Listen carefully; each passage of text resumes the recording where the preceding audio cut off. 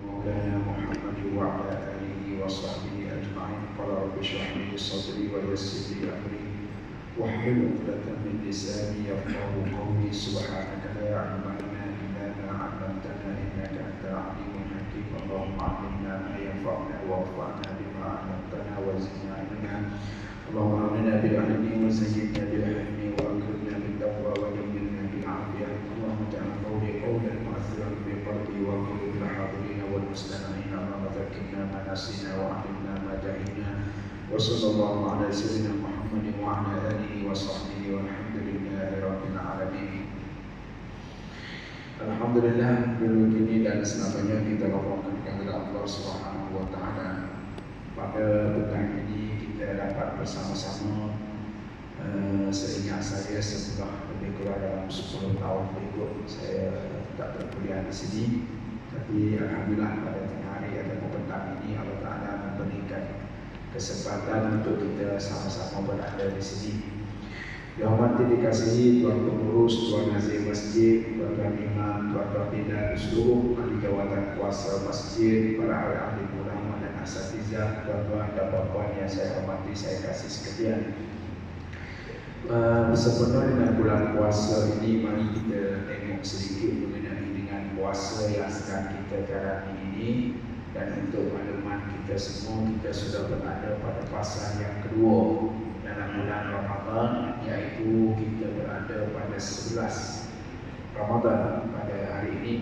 Bermakna telah lepaslah kita musim ataupun sesi dan fasa yang pertama yang dijanjikan dengan rahmat. Maka sekarang ini kita duduk pada fasa yang kedua yang berbicara mengenai dengan maghfirah, keampunan Allah Subhanahu wa taala. Tuan-tuan dan puan-puan yang dikasih sekalian, kita sebagai manusia ini tak boleh lari daripada melakukan salah dan silap.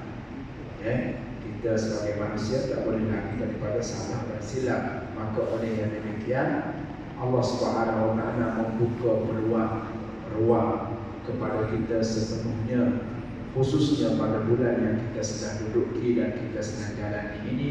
Allah Ta'ala buka itu syurganya seluas-luasnya kepada kita, maka dijanjikan dengan kita keampunan. Maka marilah kita memperbanyakkan istighfar, mohon ampun dan maaf daripada Allah Subhanahu wa taala di atas kesilapan dan dosa yang pernah kita lakukan waktu-waktu dahulu. Sebelum kita melanjutkan kuliah kita pada petang ini, kita sama-sama terlebih dahulu bersama-sama kita mengikhlaskan niat kita. Kemudian yang kedua, kita sama-sama berniat i'tikaf dalam masjid. Semoga Allah Subhanahu wa taala akan melimpah dan melipat gandakan lagi amalan kita. Baik, tuan-tuan dan puan-puan yang dikasihi sekalian, setelah kita mengetahui daripada kita mempelajari sesuatu ilmu dan ilmu yang dibangsakan dengan syarak ini, maka kita dapat ketahui bahawa sebenarnya hidup kita ini tidak kekal lama di sini. Buktinya Allah Ta'ala telah memberikan kepada kita depan mata kita ayah kita. Mungkin di kalangan kita ini sudah tidak ada ayah dan tidak ada ibu. Kemana sudah mereka pergi? Atuk kita, nenek kita yang kita kasihi dan kita sayangi, dan mereka pun mengasihi dan menyayangi kita seketika dahulu sudah pun tidak ada. Kemana mereka pergi? Jiran-jiran kita dan sahabat anda kita, saudara-mara kita yang telah tak ada, kemana mereka pergi? Maka jawapannya, mereka telah pergi bertemu dengan pencipta ataupun Tuhan. Maka dalam perjalanan kita ini, kita memerlukan kepada bekalan. Kalau kita nak pergi ke Mekah sahaja pun kita memerlukan kepada bekalan. Apatah lagi kita nak pergi jauh, perjalanan kita ini sampai ke akhirat, yang kadang-kadang orang itu mengambil masa 65 tahun, ada yang lebih, ada yang kurang daripada itu. Perjalanan seseorang hamba kita ini begitu jauhnya perjalanan. Kita pergi ke Mekah, walaupun banyak tak banyak kita bawa bekalan, tapi kita balik, kita akan pulang. Tetapi bila kita pergi berjalan bertemu dengan Allah yang kita namakan dengan mati ini ataupun meninggal, maka kita tidak akan kembali lagi. maka ketika itu kita sangat-sangat memerlukan kepada bekalan. Lalu Allah Subhanahu wa taala menyebut dalam Al-Quran, bila kamu membicarakan mengenai dengan perjalanan yang jauh ini yang memerlukan kepada bekalan, maka Allah Taala ajarkan kita, Allah Taala bagi tahu kepada kita, Allah Taala ahabat kita, apa dia? Sebaik-baik bekalan itu ialah takwa. Wa tazawwadu, berbekalan oleh kamu kerana sebaik-baik bekalan itu adalah bertakwa kepada Allah Subhanahu wa taala. Maka di antara takwa itulah tuan-tuan dan puan disyariatkan kita, diwajibkan kita, difardukan kita berpuasa. Kemudian fardu ini secara bertulis Allah Ta'ala geset, Allah Ta'ala tulis dalam Al-Quran, sehingga kita sebagaimana yang kita telah tahu ayat yang famous bila datang bulan Ramadan, lalu ustaz-ustaz kita, ahli ulama kita, tutupu kita akan membaca firman Allah Ta'ala, ya ayyuhalladzina amanu kutiba alaikumusiyam kama kutiba alal ladzina min qablikum la'allakum tattaqun. Maka tuan-tuan dan puan, di sini Allah Taala mengisyaratkan kepada kita bahawasanya puasa yang diperuntukkan kepada kita ini bukan nak menyusahkan kita, bukan nak merenehkan masalah kita, bukan nak membebankan kita, bukan nak melaparkan kita, bukan nak memenatkan kita, tetapi sebenarnya Allah la'allakum tattaqun, mudah-mudahan kamu menjadi orang yang bertakwa kepada Allah Subhanahu wa taala. Maka Al-Imam Ibnu Katsir rahimahullah dalam mentafsirkan ayat ya ayyuhalladzina amanu taqullaha haqqa tuqatih ini, maka dia kata takwa seseorang itu tidak sempurna, melainkan ada pada takwa itu 3 perkara dan tidak ada padanya 3 perkara yang lain. Maknanya ada 6, 3 perkara dituntut, 3 perkara lagi tidak dituntut. Apa dia? Yang pertama kata Ibnu Katsir rahimahullah dalam kitab tafsirnya Ibnu Katsir ini, dia kata bila sebut takwa itu mesti kamu kena ingat kepada Allah. Kita kena ingat kepada Allah. Lawan baginya jangan kamu lupa Allah. Satu, kalau kita ini ingat kepada Allah, bermakna ciri yang pertama itulah pun kita ada. Kita sudah ada. Dan kita sudah ada ingat kepada Allah dan kita tidak lupa. Kita tidak lupa. Kemudian yang kedua adalah kamu syukur kepada nikmat-nikmat Allah, pemberian Allah Ta'ala. Ini perintah. Maka lawan baginya jangan kamu kufur. Jangan kamu kufur. Kemudian yang seterusnya, ingat jangan lupa, syukur jangan kufur. Apa satu lagi? Lupa dah. Allahumma shalli ala sayyidina Muhammad.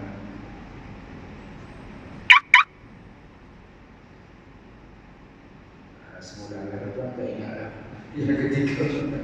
Yang ketiga benda harian kita, tapi begitulah tuan-tuan masalah ilmu ni. Ilmu ni. Baik.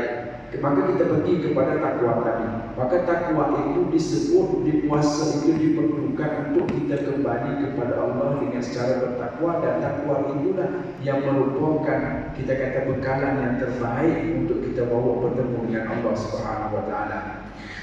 Kemudian kita tengok sedikit mengenai dengan puasa. Puasa Allah Taala kata merupakan jalan yang terbaik untuk mendapat ketakwaan kepada Allah. Maka kalau kita sebut dan kita perhatikan dan kita tahu puasa itu, kita tahu adalah tak makan, tak minum dan tidak berjima ataupun tidak bersetubuh di isteri kita pada waktu siang hari. Itu saja biasa yang kita tahu. Maka Tuan Pengarang Kitab Mukhtasar Minhajul Qasidin, dia kata bagi puasa ini mempunyai 2 makna. Puasa bila kita sebut Ramadan ataupun bila kita sebut As-Siyam ataupun As-Shaum, dalam bahasa Melayu kita kata puasa, maka ianya merujuk 2 makna. Yang pertama dia kata puasa ini adalah satu amalan yang rahsia. Satu amalan yang rahsia yang dilakukan ataupun amalan yang batin, rahsia ataupun amalan batin. Ya tuan-tuan, bila kita tengok secara ringkasnya, kita tengok orang yang berpuasa itu tidak diketahui oleh orang lain. Kadang-kadang isteri kita pun tak tahu kita berpuasa. Nah, kita puasa isteri yang habis itu biasanya. Nah, isteri kita dia tahu kita balik pukul 7.30 pagi lepas maya subuh pukul 8. Jadi dia masak siap-siap. Baik, kita balik, dia kata abang dah siap dah makanan. Kita kata Allah, abang puasa. Allah tak bagi tahu pun puasa. Ya. Orang yang paling rapat dengan kita, isteri kita pun kadang-kadang tidak tahu berpuasa. Kita ini berpuasa. Maka itulah membetuli apa yang dikatakan oleh dua pengarang kitab kita ini, bahawasanya puasa itu adalah amalan batin, amalan yang tidak diketahui oleh segelintir ataupun sebahagian ataupun kebanyakan daripada manusia. Puasa. Adapun solat, orang tahu, orang tengok kita dah naik turun, naik turun, naik turun, oh solat. Adapun puasa, puasa ada. Puasa tak perlu naik, tak perlu turun. Nah, orang baca Quran, kita boleh baca Quran. Apa ini pun kita boleh. Tapi sekiranya kita tidak bagi tahu, puasa dia yang membawa dua makna. Yang pertama, amalan batin, rahsia yang tidak diketahui oleh orang lain. Kemudian dianya amalan ini tidak diketahui oleh manusia, tidak dilihat, tidak dipandang oleh manusia. Dan kebanyakan daripadanya puasa ini dekat dengan ikhlas kepada Allah. Sebab apa? Sebab amalan yang tidak diketahui oleh manusia. Melainkan orang puasa kerana nak tunjuk, nak bagi tahu, nak masyhur tu cerita lain. Tapi hakikat sebenarnya puasa itu adalah amalan yang jauh ataupun jauh dengan riya dan dekat dengan ikhlas kepada Allah. Tengok dan bergantung kepada diri pribadi. Kemudian yang kedua, bahawasanya puasa ini adalah, kita kata apa dia? Memaksa musuh Allah Subhanahu Wa Taala yang ada pada diri kita ini mengikut kehendak Allah Subhanahu Wa Taala. Sebab musuh yang ada pada diri kita ini, kata nenek saya dulu, dia kata kita ni ada musuh, ada 3 musuh kita. Saya kata siapa dia ni? Dia kata Pak Su, Pak Wong, Pak Tam. Nah, faham tak? Pak Su rekasan daripada nafsu, Pak Wong rekasan daripada hawa, Pak Tam rekasan daripada syaitan. Itulah nafsu ataupun itulah musuh yang ada pada diri kita. Baik, kata dua pengarang kitab kita ini, apabila seseorang itu berpuasa, maka dia seolah-olah memaksa musuh Allah Subhanahu Wa Taala ini tunduk kepada kehendak Allah Taala itu. Yang musuh itu kebetulan berada pada diri kita. Mana? Nafsu, hawa, yang kita panggil dia sekali hawa, nafsu, yang ada pada tubuh badan kita. Maka bila kita berpuasa, kita tidak makan. Bila kita tidak makan, itulah wasilah untuk nak menguatkan rohani kita supaya lebih tunduk kepada Allah Subhanahu Wa Taala. Persoalannya timbul soalan, macam mana? Walaupun sekarang ini syaitan sudah tidak ada, dan habis sebut bila masuknya bulan Ramadan, maka dibuka pintu-pintu syurga, kemudian ditutup pintu-pintu neraka, kemudian dipenjarakan syaitan-syaitan. Jadi persoalannya, walaupun kita puasa, nampak kita ni macam adalah beza, cuma tak banyak dengan bulan yang tidak puasa. Maka jawapannya itu kembali pada diri pribadi. Sejauh mana kita mentarbiah diri kita, nafsu kita, maka sejauh itulah berada pada bulan Ramadan. Tetapi ulama-ulama dulu suka mereka bila nak masuk bulan Ramadan sampai tidak terlena tidur. Tak terlena nak tidur. Kerana suka dengan bulan Ramadan nak main. Kemudian bila bulan Ramadan nak pergi, mereka sekali lagi tidak lena tidur kerana menangisi sedih kerana puasa yang nak meninggalkan mereka. Kerana apa? Kerana hati mereka itu bersih. Bersih. Hati kita pun, kalau ada di kalangan kita yang hatinya bersih seperti mereka, maka kita juga akan dapat merasai nikmat dan halawah iman ini. nikmat dan halawah kemanisan dalam berpuasa, kita akan dapat rasa. Dan sebagaimana kita boleh merasai kuih itu sedap dan ini di segi zahirnya, maka mereka yang ulama-ulama yang bersih batinnya ini, mereka dapat rasakan bahawa puasa itu terlebih manis, terlebih sedap daripada makanan-makanan yang sedia ada di hadapan mata. Maka tuan-tuan dan puan, sedikit sebanyak at-taqarrubu ila Allah, berdekatan diri kepada Allah Subhanahu wa taala dalam edisi bahasa Arab, dia kata puasa yang kita sedang lalui ini mempunyai kesan-kesannya yang tersendiri. Mempunyai, kita kata kesan ataupun mempunyai rahsia-rahsia yang tersendiri. Salah satu daripadanya ialah puasa ini boleh menghapuskan dosa-dosa kita. Oleh yang demikian, tuan-tuan kata Nabi SAW, siapa yang mendirikan malam Lailatul Qadar, bermakna dia menjaga, dia menghidupkan malam Lailatul Qadar itu, diampunkan dosanya. Kemudian siapa yang berpuasa bulan Ramadan dalam keadaan beriman kepada Allah, mengharapkan pahala Allah, mengharapkan keampunan Allah, mengharapkan redha Allah, maka orang ini sekali lagi diampunkan segala dosa-dosanya. Maka ulama kita membahaskan dosa yang dimaksudkan di sini adalah dosa-dosa yang kecil. Baik, satu tuan-tuan. Kemudian yang kedua, ulama-ulama kita membahaskan bahawa puasa ini juga boleh mengangkat ataupun menjauhkan kita daripada segala bentuk penyakit.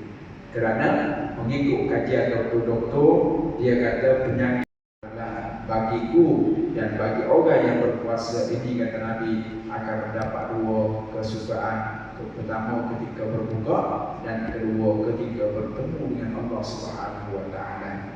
Satu hadis daripada Aisyah radhiyallahu taala anha, katanya Aisyah, Nabi sallallahu alaihi wasallam bersabda, "Man ahabba liqa Allah, ahabba Allahu liqa'ah." Siapa yang suka untuk bertemu dengan Allah, maka Allah Ta'ala juga suka untuk bertemu dengannya. Suka untuk bertemu dengan dia, kerana amalan yang dikerjakan itu menyebabkan dia suka untuk bertemu dengan Allah. Dan kemudian golongan yang kedua yang benci untuk bertemu dengan Allah, kerana waktu dia hidup, waktu dia sehat, waktu dia hidup dahulu atas dunia, dia tidak mahu tunduk kepada Allah, tidak mahu patuh kepada Allah. Maka orang ini bila dia ketahui tentang amalannya itu amalan yang jahat, amalan yang buruk, maka ketika itu dia benci untuk bertemu dengan Allah, maka Allah Ta'ala pun benci untuk bertemu dengannya. Al-Imam Al-Qurtubi rahimahullah dalam kitabnya At-Tazkiratu bi Ahwalil Mauta wa Umuril Akhirah, kitab ini sangat-sangat tuan-tuan dan puan baca, kerana kitab ini adalah perjalanan kita suatu hari nanti. Nak ke, tak nak ke, suka tak suka, cinta ke benci, kita akan merasai, kita akan menempuhi jalan ini. Apa dia? Mengenai dengan seseorang itu bagaimana saat-saat dia nak habis, ataupun saat-saat dia nak mati, saat-saat dia lepas daripada sakaratul maut, kemudian saat baru nyawanya diambil dan selepas daripadanya dibentang dan dibicarakan oleh Imam Al-Qurtubi dalam kitab ini. Maka di antaranya Imam Al-Qurtubi menyebut, apabila seseorang itu hampir nak mati, maka dia akan dibentangkan, dia akan diberikan, dia akan dinampakkan, diperlihatkan amalannya. Bahkan bagi orang-orang tertentu, Allah Ta'ala membukakan hijabnya itu sehingga dia dapat mengetahui di mana ke tempatnya selepas daripada ini. Maka sebab itulah kata Bapa Ismail Sepanjang Hafizahullah, ulama yang masyhur di bumi Patani, dia kata sebab itu kita tengok ada orang yang kita jumpa, bila nyawanya diangkat, lalu kita tengok mukanya tersenyum, dan mukanya seolah-olah macam tidur, ada yang matanya melihat ke atas. Kerana apa? Kata Imam Al-Qurtubi, apabila roh kita dicabut dan dibawa naik oleh malaikat-malaikat tertentu, maka masa itu mata kita akan melihat roh kita naik ke atas. Maka ketika itulah didedahkan di mana tempat kita. Maka bagi orang yang husnul khatimah, orang yang baik penyuduhnya, maka ketika itu dia akan rasa nak cepat, nak cepat, nak cepat. Sehingga Nabi menggambarkan dalam satu hadis, apabila mati, apabila mayat itu sudah selesai daripada kerja-kerja yang wajib ke atas kita, orang yang hidup ini untuk kita lakukan kepadanya, maka cepat-cepatlah hantar dia ke kubur. Kerana apa? Kerana dia tidak sabar lagi untuk nak mendapat, nak melihat, nak mengecapi, nak merasai kemanisan, kesedapan, kelazatan yang ada pada yang disediakan oleh Allah di dalam kubur. Sebagaimana datang hadis Nabi SAW mengenai dengan nikmat kubur, begitu juga dengan azab dalam kubur. Allahu Akbar. Maka ketika itulah orang yang kafir, maka dia rasa tak nak mati, tak nak mati, takut mati dan sebagainya. Kerana apa? Kerana dia sudah tengok bagaimana amalan dia, dan boleh jadi dia sudah tengok di mana ke tempat yang dia akan datang, dia akan dimasuki dan berada selepas daripada dia mati. Maka ketika itu kata Nabi, orang ini pastinya akan benci, tak mahu bertemu dengan Allah. Maka Allah Ta'ala juga tak akan mahu benci untuk bertemu dengannya.